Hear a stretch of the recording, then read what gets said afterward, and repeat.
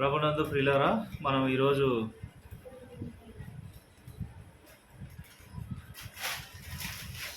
కొన్ని నిమిషాలు దేవుని వాక్యాన్ని మనం ధ్యానం చేసుకుందాం. ఈరోజు మనము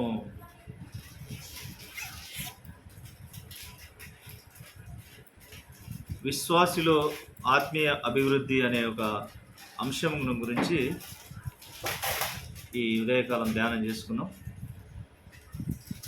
విశ్వాసిలో ఆత్మీయ అభివృద్ధి.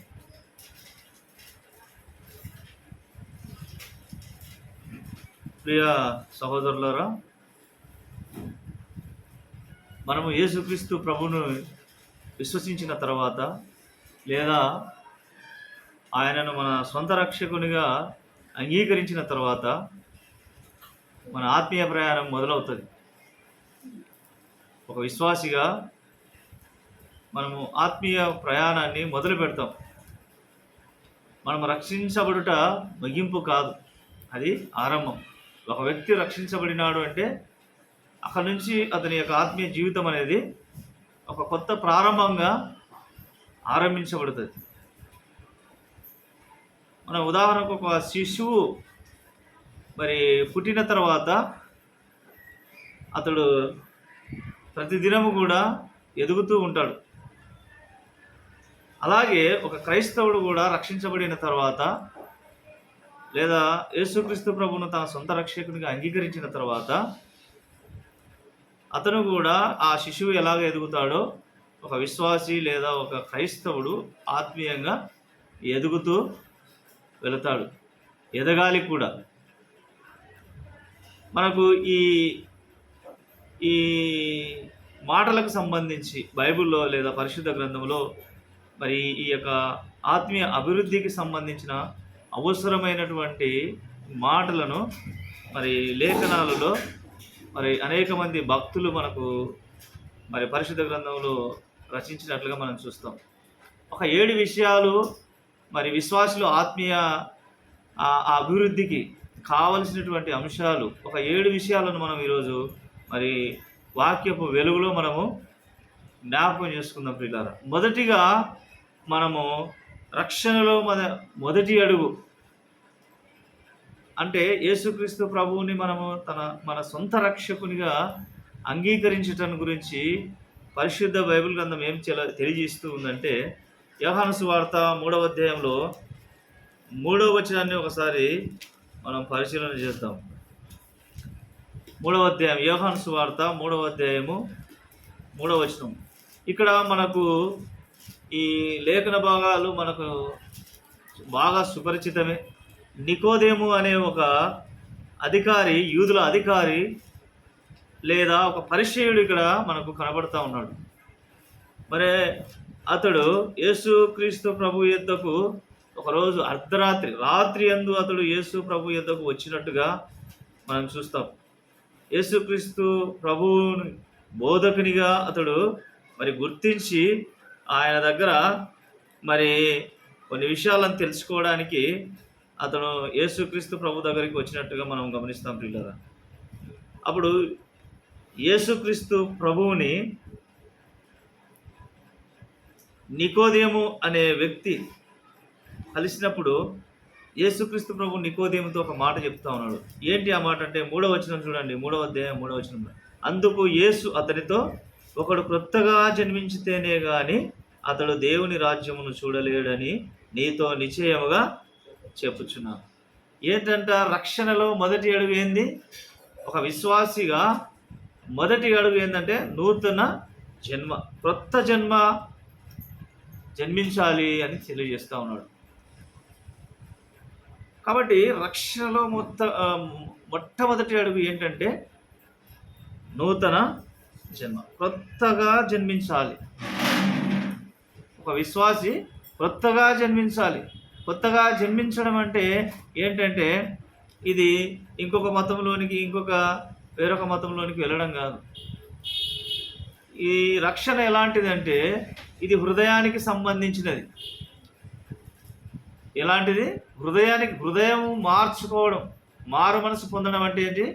మన హృదయాన్ని మార్చుకోవడం. 2 కొరింథీయులకు రాసిన పత్రిక 5వ అధ్యాయం 17వ వచనంలో కూడా మనకు లేఖనాలు ఇలాగూ సెలవిస్తూ ఉన్నాయి. 5:17లో చూడండి. 5వ అధ్యాయం 17వ వచనం ఏం చెప్తా ఉందంటే, కాగా ఎవడైనను క్రీస్తునందున్న ఎడల వాడు నూతన సృష్టి, పాతవి గతించిన, ఇదిగో కొత్తవి. యేసుక్రీస్తు ప్రభువుని నమ్మడం అంటే కొత్తగా జన్మించడము, నూతన సృష్టిగా మార్చబడటం. వ్యక్తిగతంగా యేసుక్రీస్తు ప్రభువును రక్షకునిగా స్వీకరించడం మొట్టమొదటి అడుగు. మన జీవితంలో మనం వేసే మొట్టమొదటి అడుగు ఏంటి అన్న, మన నూతన జన్మ మనం పొందుకోవాలి. మనము కొత్త సృష్టిగా మార్చబడతాం. అనగా మన హృదయము మారుతుంది ప్రియులారా. మన హృదయం పరివర్తన చెందుతూ ఉంది. రక్షణలో, కొత్త జన్మలో మన హృదయం మారుతూ ఉంది. మనము యేసుక్రీస్తు ప్రభువును సొంత రక్షకునిగా, అది పర్సనల్. అది అపోస్తల కార్యములు అదే తెలియజేస్తూ ఉన్నాడు ఇక్కడ పేతురు. 4వ అధ్యాయము 12వ వచనంలో అపోస్తలుడైన పౌలు తెలియజేస్తూ ఉన్నాడు. ఏం మాట్లాడుతూ ఉన్నాడు 4వ అధ్యాయం 12వ వచనంలో అంటే, ఎవని వలన రక్షణ కలగదు, ఈ నామముననే మనకు రక్షణ పొందవలను కానీ ఆకాశం కింద మనుషులు వేయబడిన ఏ నామమున రక్షణ పొందలేదు. ఎవరి నామమున రక్షణ వస్తుందంటే యేసుక్రీస్తు ప్రభు అని ఒక నామముననే తప్ప ఏ నామమున కూడా రక్షణ లేదు. అంటే యేసుక్రీస్తు ప్రభువును మనము వ్యక్తిగతంగా రక్షకునిగా మనం స్వీకరించాల్సి ఉంటుంది. కాబట్టి రక్షణలో మొట్టమొదటి అడుగు ఏం జరుగుతూ ఉంది అంటే, కొత్త జన్మ మనము పొందుకుంటాము, నూతన సృష్టిగా చేయబడతాము, మన హృదయంలో మార్పు అనేది వస్తూ ఉంది. యేసుక్రీస్తు ప్రభువును సొంత రక్షకునిగా మనం అంగీకరిస్తాము. అలాగే కీర్తన 32వ కీర్తనలో మరి దావీదు సెలవిచ్చినట్టుగా 1-2 వచనాలలో మనకు ఏముందంటే, పాపం నుండి విముక్తి కలిగిన ఆనందము మనం అనుభవిస్తాం ప్రియులారా.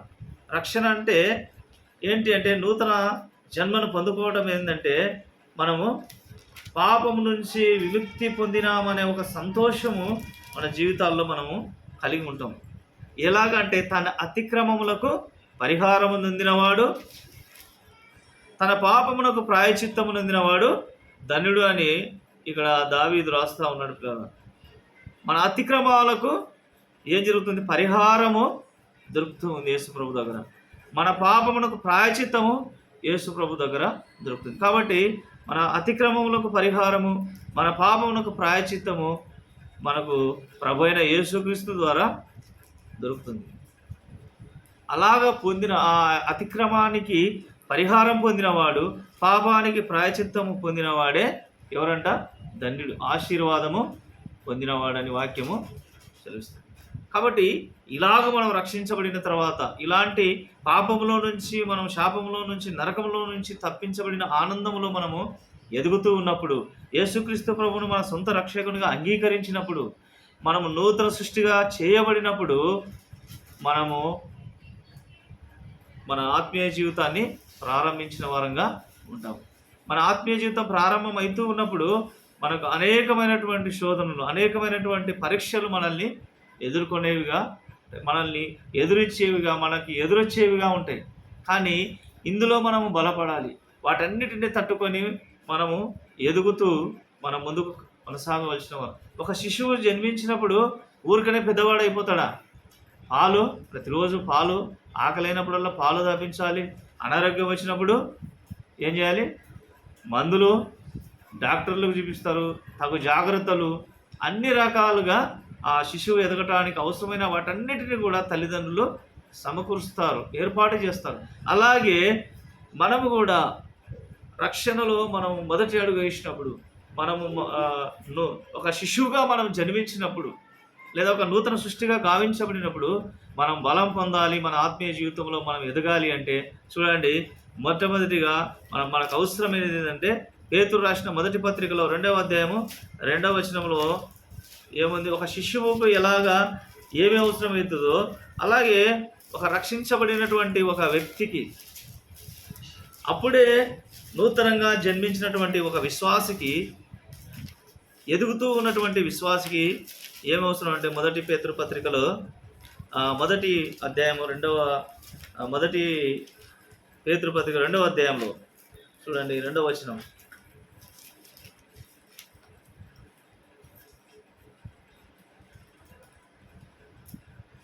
1, 2 కలిసి ఉన్నాయి. ప్రభువు దయాళుడని మీరు రుచి చూచి ఉన్నాడెలా సమస్తమైన దుష్టత్వమును, సమస్తమైన కపటమును, వేషధారణను, అసూయను, సమస్త దూషణ మాటలను మాని కొత్తగా జన్మించిన శిశువులను పోలిన వారై నిర్మలమైన వాక్యమును పాల వలన రక్షణ విషయంలో ఎదుగు నిమిత్తం ఆ పాలను అపేక్షించి. ఏంటంట? నిర్మలమైన వాక్యమును పాల వలన. మనకేమవసరము? శిశువు ఎదగాలంటే తల్లిపాల అవసరం. అదే ఒక నూతనంగా జన్మించినటువంటి ఒక విశ్వాసి ఎదగాలి అంటే ఏమవసరం? నిర్మలమైన వాక్యం అనే ఆలోచన అంట. మనకేమవసరము? వాక్యము. వాక్యమే మనల్ని బలపరిచేదిగా ఉన్నది ప్రియులారా. వాక్యమే మనల్ని ఆత్మీయతలో అభివృద్ధి పరిచేదిగా ఉంటున్నది. చూడండి, మత్తయి సువార్తలో యేసుక్రీస్తు ప్రభు ఒక మాట తెలియజేస్తూ ఉన్నాడు. 4వ అధ్యాయము 4వ వచనంలో చూడండి. మత్తయి సువార్త 4వ అధ్యాయము 4వ వచనము. ఆయన సాతానుతో ఈ విషయాన్ని తెలియజేస్తూ ఉన్నాడు. 4వ అధ్యాయం 4వ వచనం తీసినారా? అందుకు ఆయన, మనుష్యుడు రొట్టె వలన మాత్రం కాదు కానీ దేవుని నోట నుండి వచ్చి ప్రతి మాట వలన జీవిస్తాడంట. దేని వల్ల జీవిస్తాడు ఒక విశ్వాసి? భూ సంబంధమైనటువంటి ఆహారం వల్ల కాదు, లోకంలో దొరికే మాటల వల్ల కాదు, లోకంలో దొరికే మరి అనేక రకాలైనటువంటి క్రియల వలన, లేదంటే అనేక భూ సంబంధమైన మరి వస్తువుల చేత కాదు ఒక విశ్వాస అభివృద్ధి చెందేది. కానీ దేవుని నోటి నుంచి వచ్చే ప్రతి మాట వలన జీవిస్తుంది. దేవుని నోటి నుంచి ఏమొస్తుంది? దేవుని మాటలు అంటే దేవుని మాటలే కదా వాక్యము. ఇందులో రాయబడినవన్నీ కూడా దేవుని మాటలే, పరిశుద్ధాత్మ ప్రేరేపణ చేత లిఖించినారు భక్తులు. కాబట్టి వాక్యము ఏమవుతుంది? మన ఆత్మకు ఆహారంగా ఉంటుంది. మన ఆత్మలో మన అభివృద్ధి చెందాలంటే వాక్యమే మనకు ఆహారంగా. ప్రతిరోజు మనం శరీరానికి సంబంధించిన ఆహారం ఎలాగో తీసుకుంటామో అలాగే మన ఆత్మకు అవసరమైన ఆహారాన్ని కూడా మనం ప్రతిరోజు తీసుకునే. మరి ఒకవేళ ఒక వారం రోజులు మనం ఆహారం తీసుకోలేదనుకోండి, ఏమవుతుంది? మన శరీరం అనేది ఎలాగైపోతుంది? క్షీణించిపోతుంది, బలహీనమైపోతాము, నడవలేని స్థితిలోనికి వెళ్ళిపోతాము. మన ముఖమంతా కూడా ఎలాగా పీక్కపోయింది అంటారు కదా. అలాగే మరి మనము ప్రతిరోజు కనుక మన ఆత్మీయ జీవితంలో వాక్యాన్ని కనుక ఆ ఆత్మీయ ఆహారంగా మనం తీసుకోకపోతే మనం కూడా ఏమైపోతాము? బలహీనమై. కాబట్టి మన వాక్యములో బలపడాలి పిల్లలు. ప్రతిరోజు మన వాక్యాన్ని మనము తీసుకుంటున్నప్పుడు, చదువుతున్నప్పుడు, అందులో విషయాలను గ్రహించినప్పుడు మనకు విశ్వాసం అనేది పెరుగుతుంది. వినుట వలన ఏమవుతుందంట? విశ్వాసం పెరుగుతుంది. కాబట్టి వాక్యాన్ని వినేవారంగా ఉండాలి పిల్లలు. కాబట్టి వాక్యము మన ఆత్మకు ఆహారంగా మనం ప్రతిరోజు కూడా తీసుకోవాలి. తర్వాత చూడండి, ఆ యోహాను సువార్తలో 17వ అధ్యాయము 17వ వచనంలో కూడా వాక్యం ఇలాగ సెలవిస్తూ ఉన్నది. యోహాను సువార్త 17వ అధ్యాయము 17వ వచనం ఏం మాట్లాడుతుంది ఈ లేఖనాలంటే? చూడండి, వాక్యము ఎలాంటిదంట? వాక్యం 17వ అధ్యాయము 17వ వచనం. సత్యము వలన వారిని ప్రతిష్ఠ చేయము, నీ వాక్యమే సత్యము. ఏంటంట? వాక్యం ఎలాంటిదంట? వాక్యము సత్యము, సత్యమైనది పిల్లరా. ఈ లోకంలో మనం ఎన్ని మాటలు విన్నా, ఈ లోకంలో ఎంత జ్ఞానులు వారి నోటి ద్వారా మాటలు పలికినా అందులోన సత్యం అనేది లేదు. ఎక్కడ ఉంది సత్యము అంటే? వాక్యములో సత్యం. వాక్యము మనల్ని పరిశుద్ధులుగా ఉంచుతుంది పిల్లల. ఆ వాక్యం ఎలాగా చేస్తూ ఉందంట? మనల్ని ప్రతిష్ఠ చేస్తా. సత్యం వలన వారిని ప్రతిష్ఠ చేయుము, నీ వాక్యమే సత్యము అని యేసు ప్రభు సెలవిస్తూ ఉన్నాడు. కాబట్టి వాక్యము మన ఆత్మకు ఆహారంగా ఉన్నది. వాక్యము మనల్ని పరిశుద్ధులుగా ఉంచుతూ ఉంది. కాబట్టి యెహోషువ గ్రంథం 1:8 వచనంలో ఏం మాట్లాడుతున్నాడంటే, ప్రతిరోజు కూడా వాక్యాన్ని ధ్యానం చేయాలి, వాక్యాన్ని చదవాలి. వాక్యాన్ని ధ్యానం చేసి చదవడమే కాదు, దాన్ని అనుసరించాలి, అది అవసరము అని యెహోషువ మరి గ్రంథంలో లిఖించబడింది. కాబట్టి మనం బలపడాలి అంటే, మన ఆత్మీయ జీవితంలో ఎదగాలి అంటే మొదటిగా మనకు కావాల్సింది ఏంది? వాక్యం. వాక్యము మనల్ని బలపరిచేదిగా ఉంది. ఇంకా వాక్యం అనేక రకాలుగా మనకు ప్రయోజనకరంగా ఉంటుంది. కానీ ఆ లేఖనాలన్నింటినీ మనం ఈరోజు ఒకే మరి ప్రసంగంలో వాటన్నిటిని మనం గుర్తు చేసుకోలేము. ఎందుకంటే మరి కాలము మనకు తగుమాత్రం సమయం అనేది మరి సరిపోదు కాబట్టి కొన్ని విషయాలను మాత్రమే మరి ఈ ఈ సమయంలో నేను మరి తెలియజేయాలనుకుంటా ఉన్నాను. ఒకటి, మన ఆత్మీయ అభివృద్ధికి కావాల్సింది మొదటిగా ఏంటిది? విశ్వాసి ఆత్మీయ అభివృద్ధికి కావాల్సింది వాక్యములో మనం బలపడాలి. రెండవదిగా చూద్దాం, తెస్సలోనికలకు రాసిన మొదటి పత్రికలో 5వ అధ్యాయము మరి 17వ వచనంలో మనము గమనిస్తాం. తెస్సలోనికలకు రాసిన మొదటి పత్రిక 5వ అధ్యాయము 17వ వచనం, 16, 17 కలిసి ఉన్నాయి. ఎడతెగక, ఇక్కడ ఏముంది? ఎడతెగక ప్రార్థన చేయండి. ఒక విశ్వాసి ఆత్మీయంగా అభివృద్ధి పొందాలి, ఎదగాలి అంటే ఏం చేయాలి? మొదటిగా ఏం చేయాలి? వాక్యాన్ని మనము ధ్యానం చేసేవారంగా ఉండాలి. రెండవది, ప్రార్థనలో స్థిరపడటం, ప్రార్థించటం. ఎట్లా ప్రార్థన చేయడం అంటే ఎడతెగక మనకు ఏదో అవసరమైనప్పుడు కాదు, మనకు అనారోగ్యం ఉన్నప్పుడు కాదు, మనకు ఆహారం దొరికినప్పుడు కాదు. ఎడతెగక అంటే ఎల్లప్పుడూ, ఎవ్రీ టైం, ప్రతిరోజు కూడా, ఉదయకాలం మొదలుకొని మనము రాత్రి పడుకునే వరకు కూడా మనము అన్ని విషయాలలో అందరి కొరకు మనం ప్రార్థించే వారంగా ఉండాలని వాక్యము సెలవిస్తుంది. ప్రియులారా చూడండి, ప్రార్థన అనేది దేవునితో మన సంబంధాన్ని బలపరిచేదిగా ఉంటుంది. పిల్లలు, ప్రార్థించడం అంటే ఏంటి? దేవునితో మనము సంబంధం కలిగి ఉండడం, దేవునితో మనము మాట్లాడడం, దేవుడు మనతోనే మాట్లాడడం. ఇది ప్రార్థనతో మరి ప్రయోజనకరమైనది. ప్రార్థనతో మనకున్న ప్రయోజనం ఎలాంటిదంటే మనం దేవునితో మాట్లాడే గొప్ప ధన్యత మనకు ప్రార్థన ద్వారా వస్తుంది. కాబట్టి ఎడతెగక మనము ప్రార్థించే వారంగా ఉండాలి. చూడండి, ఫిలిప్పీలకు రాసిన పత్రికలో కూడా ఈ ప్రార్థన అనేది ఫిలిప్పీలకు 4వ అధ్యాయంలో ఏముందంటే 6వ వచనము 7వ వచనం కూడా, దేనిని గురించి కూడా చింతపడకూడదు కానీ ప్రతి విషయంలో ఏం చేయాలా? ప్రార్థన విజ్ఞాపనల చేత కృతజ్ఞతాపూర్వకంగా మీ విన్నపములను దేవునికి తెలియజేయండి. అప్పుడు సమస్త జ్ఞానానికి మించిన దేవుని సమాధానము క్రీస్తు యేసు వలన మీ హృదయములకును మీ తలంపులకు కావిలి. వాక్యము మనల్ని ఎలాగ బలపరుస్తుందో అలాగే కృతజ్ఞతతో కూడిన ప్రార్థన మనకు సమాధానాన్ని ఇచ్చేదిగా ఉంటుంది. ఒకవేళ మన జీవితంలో ఏదైనా దేవుడు మేలు చేసినాడు అనుకోండి, దేవుడు మనకు స్వస్థతనిచ్చినాడు అనుకోండి, మనం ఏం చేయాలా? కృతజ్ఞతాపూర్వకంగా మన విన్నపాలను దేవునికి తెలియజేయాలి. మనము థ్యాంక్స్ గివింగ్తో కూడినటువంటి ప్రార్థన కూడా మనము చేయాలి. ఎల్లప్పుడూ మనము అడిగే వారంగా కాకుండా పొందుకున్న వాటిని గురించి కృతజ్ఞతలు చెల్లించే వారంగా ఉండాలి. కృతజ్ఞతతో కూడిన ప్రార్థన మనకు సమాధానాన్ని ఇచ్చేదిగా ఉంటుంది. ఎఫెసీ పత్రికలో 6వ అధ్యాయం 18వ వచనంలో మనం అందరి కొరకు మనం ప్రార్థన చేయలేం. మన కోసమే కాదు, మన కుటుంబం కోసమే కాదు, మనకు తెలిసిన వారి కోసమే కాదు, కానీ మనం ఇతరుల కోసం ప్రార్థించే వారంగా, మనం ఆత్మీయంగా అభివృద్ధి పొందుతున్నాము అనే దానికి గుర్తు ఏంటంటే మనం అందరి కొరకు ప్రార్థించే వారంగా ఉండటం. కాబట్టి ఒకటి ఏంటి? మనము వాక్యములో బలపడాలా.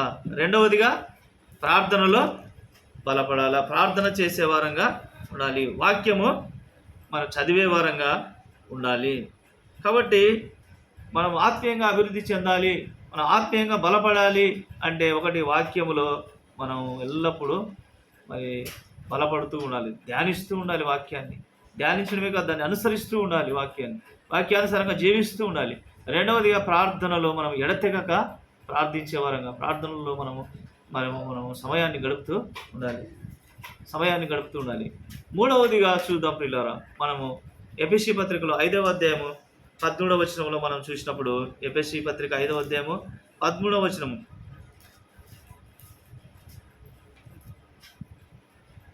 సారీ 18వ వచనం, 5:18, మరియు మద్యముతో మత్తులై ఉండకుడి, దానిలో దుర్వ్యాపారం కలదు, అయితే ఆత్మపూర్ణులై.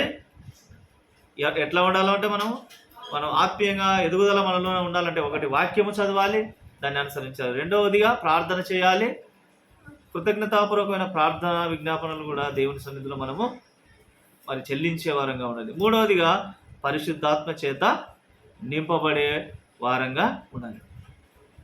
మనము ప్రభువును నమ్ముకున్న తర్వాత మనం పరిశుద్ధాత్మ చేత నింపబడతామనే వాస్తవం మనందరికీ తెలుసు.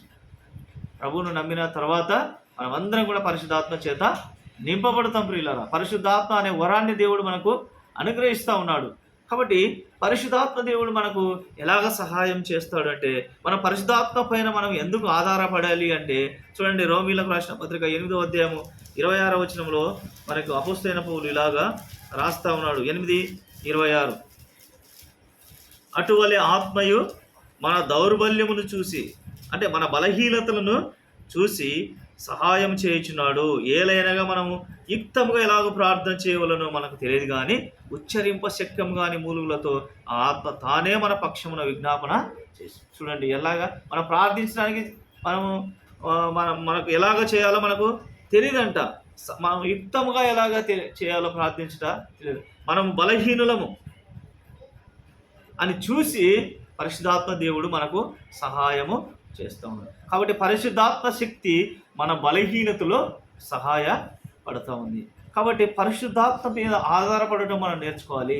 పరిశుద్ధాత్మ సహాయాన్ని మనం కోరుకునే వారంగా ఉండాలి. అంతేకాదు గలతీ పత్రికలో 5వ అధ్యాయము మరి 16వ వచనాన్ని మనం గమనించినప్పుడు, గలతీయులకు రాసిన పత్రిక 5వ అధ్యాయము 16వ వచనాన్ని మనము చూసినప్పుడు పరిశుద్ధాత్మ దేవుడు మనకు ఎలాగ సహాయకరంగా ఉంటున్నాడంటే, చూడండి 5వ అధ్యాయము 16వ వచనం.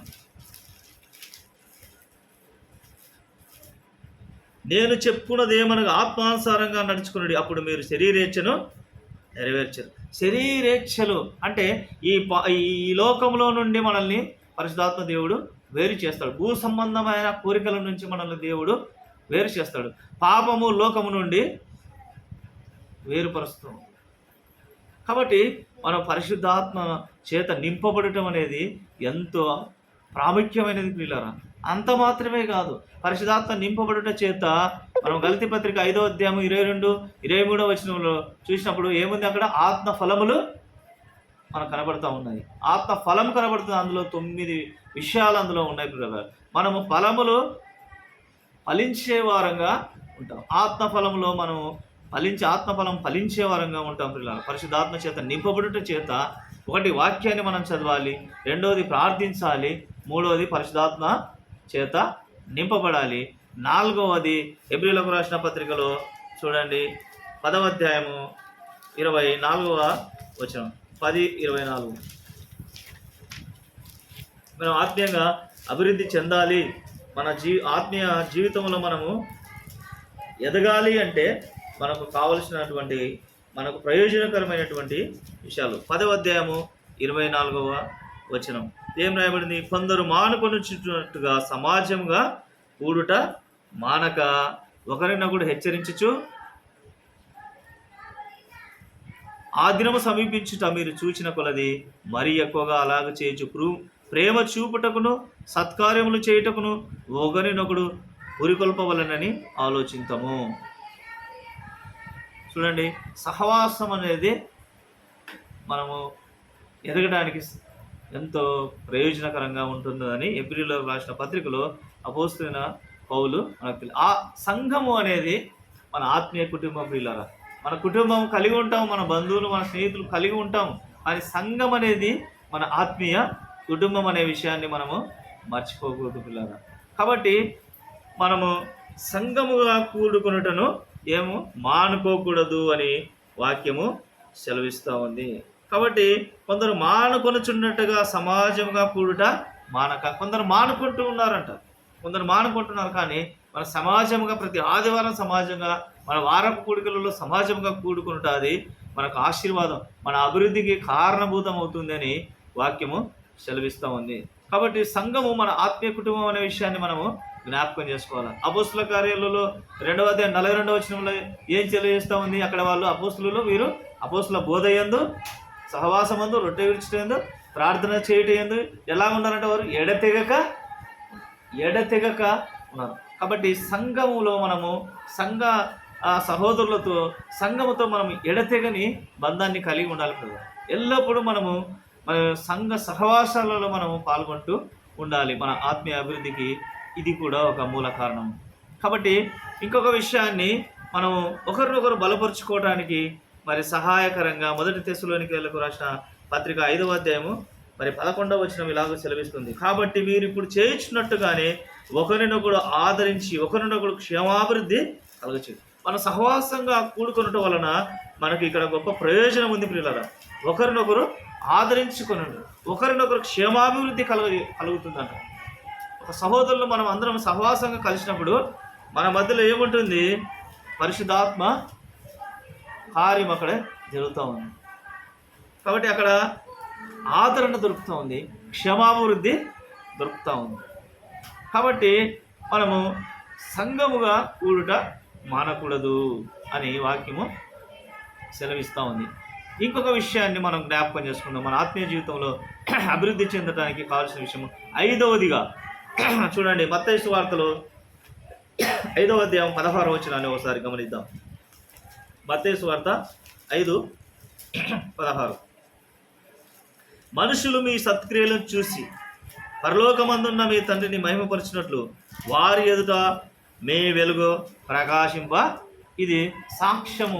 మన సాక్ష్యాన్ని, మన సాక్ష్యములో మనం జీవించుట, మంచి సాక్ష్యం కలిగి మనం జీవించుట. ఈ లోకంలో మనం నూతన సృష్టిగా చేయబడిన మనము, నూతన జన్మను పొందిన మనము, పరిశుద్ధాత్మను పొందుకున్న మనము ఎలాగ ఉండాలంట? మంచి సాక్ష్యం కలిగి ఉండాలి అని తెలియజేస్తూ ఉంది పిల్లలు. ఎందుకంటే మీ తండ్రిని మహిమపరిచినట్లు వారి ఎదుట మనము మంచి సాక్ష్యం కలిగి ఉండటం వలన ఎవరిని మహిమపరిచే వారంగా ఉంటున్నామంటే దేవుణ్ణి మహిమపరిచే వారంగా మనము వింటున్నాం. కాబట్టి దేవుణ్ణి మహిమపరిచే వారంగా మనము ఉండాలంటే మరి మంచి సాక్ష్యాన్ని ఈ లోకంలో, మంచి సాక్ష్య జీవితాన్ని మనం ఈ లోకంలో కలిగి ఉండాలి పిల్లలు. కాబట్టి మన ప్రవర్తన సరైనదిగా, దేవుని ఎదుట సరైనదిగా, మనుషుల ఎదుట మన క్రియలు మనం మరి ఎలాగ ఉండాలంటే అవి దేవుణ్ణి మయపరిచేటివిగా ఉండాలి. చూడండి, ఫిలిప్పీలకు రాసిన పత్రికలో 2వ అధ్యాయం 15వ వచనంలో అపోస్తలుడైన పౌలు ఇలాగా తెలియజేస్తూ ఉన్నాడు. ఎలాగ ఉండాలనే విషయాన్ని 14, 15 కలిసి ఉన్నాయి. 16వ వచనం. అట్టి జనము మధ్యను మీరు జీవవాక్యమును చేత పట్టుకొని లోకమందు జ్యోతుల వల్లే కనబడుచున్నారు. ఇందువలన నేను వ్యర్థంగా పరిగెత్తలేదని, నేను పడిన కష్టం నిష్ప్రయోజనం కాలేదనియో క్రీస్తు దినమున నాకు అతిశయ కారణమగును. అపోస్తలుడైన పౌలు ఆయా ప్రాంతాల్లో తిరిగి స్వార్థను ప్రకటించినాడు, సంఘాలను నిర్మించినాడు, వారికి కావాల్సినటువంటి ఆత్మీయ బోధన వారికి బోధించినాడు. ఒకసారి వాళ్ళని చూసినప్పుడు ఎలా కనపడుతున్నారంటే వాళ్ళు జ్యోతుల వల్లే కనబడుతూ ఉన్నారు. కాబట్టి నేను చేసిన పరిచర్య వ్యర్థం కాలేదు, అది నాకు ప్రభువు అంత్యదినమున నాకు అది అతిశయ కారణముగా ఉన్నది అని అపోస్తలుడైన పౌలు మాట్లాడుతాము. కాబట్టి క్రీస్తు స్వభావాన్ని మనం ప్రతిబింబించే వారంగా ఉండాలని వాక్యము తెలియజేస్తూ ఉంది. క్రీస్తు మన మాదిరి ప్రియులారా. క్రీస్తు ఏం చేసినాడు? ఆయన ప్రేమించినాడు, ఆయన విధేయత చూపించినాడు, ఆయన లోబడినాడు, ఆయన దేవుని చిత్తానికి లోబడి ఆ శిలువ కార్యాన్ని ఆయన జరిగించాడు. కాబట్టి మనకు మంచి మాదిరి ఎవరంటే యేసుక్రీస్తు ప్రభువే. కాబట్టి మన జీవితము ఈ లోకంలో ఎలాగ ఉండాలంటే క్రీస్తు స్వభావాన్ని, క్రీస్తు గుణలక్షణాలను ప్రతిబింబించేదిగా ఉండాలి. ఎలాగా? చూడండి, పేతురు రాసిన మొదటి పత్రికలో 1వ అధ్యాయంలో పేతురు తెలియజేస్తూ ఉన్నాడు. 1వ అధ్యాయము 15వ వచనం, 1:15. 1వ అధ్యాయం 15వ వచనంలో,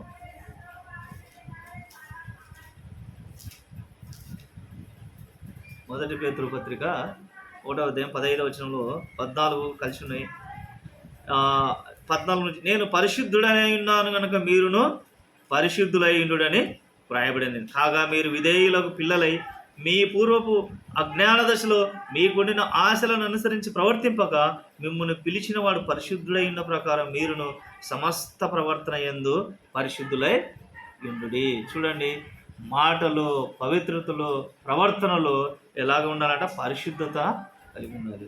నేను పరిశుద్ధుడనై ఉన్నాను కనుక మీరును పరిశుద్ధులై ఉండుడని దేవుడు మాట్లాడిన వాక్యాన్ని ఇక్కడ పేతురు ప్రస్తావిస్తూ ఉన్నాడు.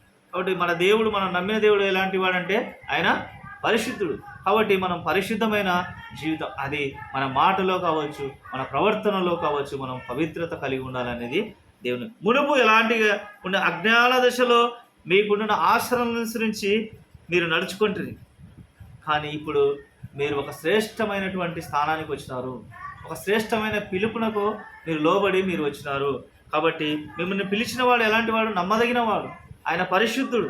కాబట్టి అన్ని ఈ సమస్త ప్రవర్తన యందు ఎలా ఉండాలంటే పరిశుద్ధులై ఉండండి అని అపోస్తలుడైన పేతురు తెలియజేస్తా ఉన్నాడు.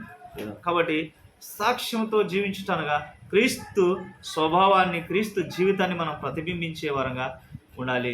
అలాగే మన మాటలో ప్రవర్తనలో, మన అనుదిన జీవితంలో పరిశుద్ధతను మనం కలిగి ఉండాలని మనం అపోస్తలుడైన పౌలును మరి అలాగే పేతురును కూడా తెలియజేస్తూ ఉన్నాడు. కాబట్టి ఇదే పేతురు పత్రిక 2వ అధ్యాయం 12వ వచనంలో కూడా ఇంకొక మాట చూడండి. 2:12 అన్య జనులు మిమ్మల్ని ఏ విషయంలో దుర్మార్గులను దూషింతురు, ఆ విషయంలో వారు మీ సత్క్రియలు చూసి వాటిని బట్టి దర్శన దినమున దేవుని మహిమపరుచినట్లు వారి మధ్యను మంచి ప్రవర్తన గల వారై ఉండాలనని మిమ్మల్ని బతిమాలు కొనుచున్నాను. కాబట్టి ఈ లోకంలో అన్యుల మధ్యలో మనం జీవిస్తున్నప్పుడు, పాపుల మధ్యలో మనం జీవిస్తున్నప్పుడు మంచి సాక్ష్యము మనం కలిగి ఉండాలని అపోస్తలుడైన పేతురు మరి వారి అక్కడ ఉన్నటువంటి పరిశుద్ధులకు ఆయన తెలియజేస్తాను. మిమ్మల్ని బతిమాలు కొనుచున్నాను అని తెలియజేస్తాను. కాబట్టి ప్రియులారా, మనం ఈ లోకంలో మన అన్యుల మధ్య జీవిస్తుండగా మంచి సాక్ష్యాన్ని మనము కలిగి ఉండాలని వాక్యము సెలవిస్తూ ఉంది. ఇక చివరిగా మనం చూసినప్పుడు కొరింథీయులకు రాసిన పత్రిక 15వ చివరి అధ్యాయం చివరి వచనాన్ని ఒకసారి చూద్దాం, మనం ముగించుకుందాం. కొరింథీయులకు రాసిన పత్రిక 15వ అధ్యాయము మరి చివరి వచనం 58వ వచనాన్ని చూద్దాం. కావున నా ప్రియ సహోదరులారా, మీ ప్రయాసం ప్రభునందు వ్యర్థం కాదని ఎరిగి స్థిరులను కదలని వారును ప్రభువు కార్యాభివృద్ధి అందు ఎన్నటికి ఆసక్తులనై విశ్వాసంలో స్థిరంగా నిలబడాలని వాక్యము సెలవిస్తూ ఉంది. మనం ఆత్మీయంగా అభివృద్ధి చెందాలంటే మనం నూతన జన్మను, నూతన సృష్టిగా చేయబడిన మనము, యేసుక్రీస్తు ప్రభువును సొంత రక్షకుని అంగీకరించిన మనము, పాపము నుంచి విముక్తి పొందిన మనం ఆత్మీయంగా అభివృద్ధి చెందాలంటే ఏం చేయాలా? మొదటిగా వాక్యాన్ని మనం చదివేలా, వాక్యంలో మనం బలపడాలా. రెండవది ప్రార్థనలో మనము స్థిరపడాలా, ప్రార్థన ఎడతెగక చేసేవారంగా ఉండాలా. మూడవదిగా పరిశుద్ధాత్మ చేత నింపబడాలా, పరిశుద్ధాత్మ చేత నడిపించబడాలా, పరిశుద్ధాత్మకు చోటును మనం ఇచ్చేవారంగా ఉండాలి. నాలుగవదిగా మనము సహవాసమును మనం కోరుకోవాలా, ఎడతెగక మన సహవాసాన్ని కలిగి ఉండాలి. ఐదవదిగా మనము మన సాక్ష్యము ఈ లోకములో మనము క్రీస్తును ప్రతిబింబించేదిగా సాక్ష్యంతో మనం జీవించడం, మంచి సాక్ష్యంతో మనము జీవించడం, మన మాటలో మన ప్రవర్తనలో పరిశుద్ధతను మనం కలిగి ఉండాలి అని లేఖనాలు సెలవిస్తుంది. ఆరవదిగా చివరిదిగా మనం విశ్వాసంలో స్థిరంగా నిలబడాలని వాక్యము. మన ఆత్మీయ జీవితంలో మనం పరీక్షలను మనం ఎదుర్కొంటాం, పిల్లల శోధనలు మనం ఎదుర్కొంటాము. యాకోబు పత్రిక మనము చూసినప్పుడు 1వ అధ్యాయం 12వ వచనంలో మనం చూసినప్పుడు అక్కడ మనకు ఎదురయ్యే ఈ లోకంలో ఎదురయ్యే శోధనల గురించి యాకోబు మాట్లాడుతూ ఉన్నాడు. 1వ అధ్యాయం 12వ వచనంను చూసినప్పుడు, శోధన సహించువాడు ధన్యుడు, అతడు శోధనకు నిలిచిన వాడై ప్రభువు తన్ను ప్రేమించు వారికి వాగ్దానం చేసిన జీవ కిరీటము. కాబట్టి శోధనలు వస్తాయి, అతడు శోధనకు నిలిస్తే ప్రభువు తన్ను ప్రేమించు వారికి వాగ్దానం చేసిన జీవ కిరీటము పొందుతాడని. కాబట్టి పరీక్షల్లో మనం వెనుకడుగు వేయడానికి లేదు. అనేక పరీక్షలు మన జీవితంలో ఎదురైతాయి పిల్లలు, అనేకమైనటువంటి శోధనలు మనల్ని వెంబడిస్తాయి, మనల్ని ఎదుర్కొంటాయి. మనకు అవి అవమానాలను తీసుకొని వస్తాయి, మనకు అవి నిరాశను, నిస్పృహను, దుఃఖాన్ని తీసుకొని వస్తాయి. కానీ వాటికి తట్టుకొని నిలబడినప్పుడు, అనగా ఎలాగంటే దేవుడు మనకిచ్చినటువంటి వాగ్దానాలపైన మనం ఆధారపడినప్పుడు. అదే చూడండి, యాకోబు హెబ్రీయులకు రాసిన పత్రికలో 10వ అధ్యాయము 23వ వచనములో రాయబడిన వాక్యాన్ని మనం జ్ఞాపకం చేసుకుంటాం. ఎందుకంటే దేవుడు మరి శోధనలో మనం సహించడానికి కూడా ఆయన ఒక ధన్యతనిస్తాం, శోధనలు సహించడానికి శక్తిని ఇస్తాడు.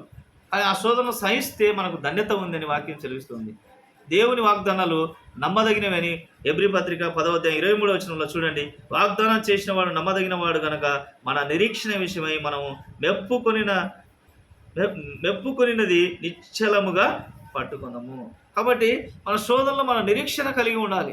దేవుడు నమ్మదగిన వాడు. ఆయన ఇచ్చిన వాగ్దానాలు నమ్మదగినవి. నేను నిన్ను ఎన్నడూ విడువను ఎడబాయను అని ఆయన నిన్న నేడు రేపు కూడా ఒకటే రీతిగా ఒకటే రీతిగా ఉన్నాడు. ఆయన ప్రేమలో మార్పు లేదు, ఆయన దయలో మార్పు లేదు ప్రియులారా. కాబట్టి నిన్న నేడు నిరంతరం ఆయన ఏకరీతిగా ఉన్నాడు. కాబట్టి మన విశ్వాసములో మన విశ్వాస జీవితంలో ఎదురయ్యే ప్రతి పరీక్ష నుంచి ఆయన మనల్ని తప్పిస్తాడు ప్రియులారా. కాబట్టి మనం పరీక్షల్లో వెనుకడుగు వేయకుండా ముందుకు మనం ఏదైతే నిరీక్షణ కలిగి ఉన్నామో దాని వైపుకి మన అడుగులు వేస్తూ వెళ్ళాలి. కాబట్టి దేవుని వాగ్దానాల మీద మనం ఆధారపడే వారంగా ఉండాలి. చూడండి, ప్రకటన గ్రంథం చివరిగా ప్రకటన గ్రంథంలో 2వ అధ్యాయము 10వ వచనంలో రాయబడిన రీతిగా 2వ అధ్యాయం 10వ వచనంలో రాయబడిన రీతిగా చూడండి ఏముంది ఇక్కడ. ఇదిగో మీరు శోధించబడినట్లుగా అపవాది మీలో కొందరిని చెరలో వేయింపబోచున్నాడు. 10 దినములు శ్రమ కలుగును, ప్రాణాపాయం వచ్చునని నమ్మకంగా ఉండము, నేను నీకు జీవ కిరీటము ఇచ్చేది. కాబట్టి చూడండి, చివరి వరకు నమ్మకంగా ఉంటే మంచి ఫలితాన్ని, మంచి ఆశీర్వాదం, మంచి దీవెనను మనం పొందుకుంటామనే విషయాన్ని ఇక్కడ మరి తెలుసుకుంటూ ఉన్నాం. కాబట్టి మన ఆత్మీయ జీవితంలో ఈ 6 లక్షణాలు: 1 ప్రార్థన, 2వది వాక్యము, 3వది పరిశుద్ధాత్మ పైన ఆధారపడుట, 4వది మంచి సహవాసం కలిగి మంచి సాక్ష్యాన్ని కలిగి ఉండడము, విశ్వాసంలో స్థిరంగా నిలబడడం. కాబట్టి ఒకసారి ఒక రైతు ఒక చిన్న మొక్క నాటినాడు, ఒక చిన్న చెట్టు నాటినాడు. ఏం చేసినాడు? రోడ్డు పక్కన ఒక చిన్న చెట్టు నాటినప్పుడు ఆ దారిలో వెళ్ళే వారంతా ఇతడేంది పిచ్చివాని లెక్క ఉన్నాడు, ఈ రోడ్డు పక్కన నాటితే అది ఉంటుందా అని వారు అందరూ కూడా హేళన చేసినారు. కానీ ప్రతిరోజు ఆయన ఎవరి మాటలను పట్టించుకోలేదు. దానికి ప్రతిరోజు నీళ్లు పోస్తూ ఉన్నాడు, దానికి కావాల్సినటువంటి భద్రతనిస్తూ ఉన్నాడు, దానికి కావాల్సిన ఎరువులు వేస్తూ ఉన్నాడు. కొన్నేళ్ల తర్వాత అది బలమైన చెట్టుగా మారి మధురమైన ఫలాలను ఇచ్చింది. కాబట్టి మన విశ్వాస జీవితం కూడా అలాగే ప్రియులారా. మనము నిరంతరము కూడా పోషణ పొందాలా. మనము వీటన్నిటిని కూడా భుజిస్తూ ఉండాలి, వీటన్నిటిని జ్ఞాపకం చేస్తూ ఉండాలి. వాక్యాన్ని మనము ఎంతగా మరి భుజిస్తామో అంతగా దేవుడు మనల్ని ఫలించే వారంగా చేస్తాడు. మనం బలపడతాం ఆత్మీయంగా. ప్రతిరోజు ఒక శిశువుకి మరి తల్లి తన మరి పాలను ఎలాగ ఇచ్చి పెంచుతుందో, చిన్న బిడ్డ కావాల్సినటువంటి ప్రతి అవసరతను మరి ఆ తల్లిదండ్రులు ఎలాగా తీరుస్తారు. మరి పాలు చిన్న వయసులో ఉన్నప్పుడు పాలు తాగుతుంది, కొద్దిగా పెద్ద అయ్యేసరికి మరి ఆహారాన్ని భుజిస్తుంది, నడక నేర్చుకుంటుంది, మాటలు నేర్చుకుంటుంది. అలాగే మన విశ్వాస జీవితంలో కూడా అలాగే ఒక్కొక్క మెట్టు మనము ఎదుగుతూ మరి ఒకరోజు మంచి పరిపక్వతకు మరి ఫలించే దశకము మనము చేరుతాం పిల్లలు. కాబట్టి ఈ 6 అడుగులు కూడా మనం ప్రతిరోజు ఆచరిస్తే మనము క్రీస్తులో మరి ఆత్మీయ జీవితంలో క్రీస్తులో మనము బలపడే వారంగా ఈ 6 విషయాలు 1 వాక్యము, ప్రార్థన, పరిశుద్ధాత్మ పైన ఆధారపడటము, సహవాసం కలిగి ఉండటము, 5వదిగా మంచి సాక్ష్యాన్ని కలిగి ఉండటం, విశ్వాసంలో మన స్థిరంగా మన అడుగులు వేయడం, స్థిరంగా అడుగులు దేవుని యొక్క వాగ్దానాల వైపు చూస్తూ మన నిరీక్షణ కలిగి మన ఆత్మీయ జీవితంలో ముందుకు వెళ్ళినట్లయితే అది దేవునికి మహిమార్థంగా ఉంటుంది. మనం ఆత్మీయంగా ప్రభు కృపలో అభివృద్ధి చెందే వారంగా ఉంటాం పిల్లలు. కాబట్టి అట్టి మనసుతో మనమందరం కూడా మరి ఈ 6 అడుగులను మనం కలిగి, ఈ 6 ఆత్మీయ గుణలక్షణాలను మనం కలిగి మన ఆత్మీయ జీవితంలో అభివృద్ధి చెందుతుంగాక. దేవుడి కొద్ది వాక్యాన్ని దీవించి ఆశీర్వదించునుగాక. ఆమేన్.